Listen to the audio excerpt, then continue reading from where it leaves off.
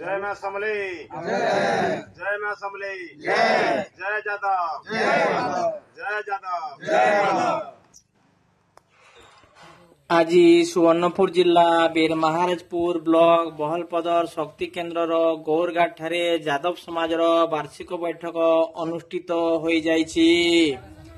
एही बैठक रे सुवर्णपुर जिला जादव समाज कोषाध्यक्ष श्रीयुक्त इंद्रजीत परुआत सभापतित्व करथिले। एही बैठक रे जादव समाज किभली भाबरे समस्त क्षेत्र रे उन्नति होई पारिबो से विषय रे आलोचना होइथिला।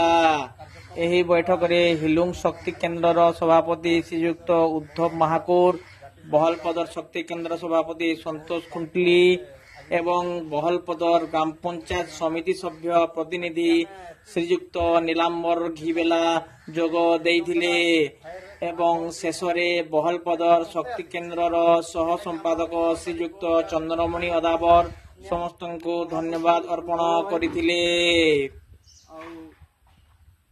समस्त को स्वागत आम सभापति और अनेक जादव भाई मान के मुई पहला आम परुआ को अनुरोध करबी से किसी हमको कहे।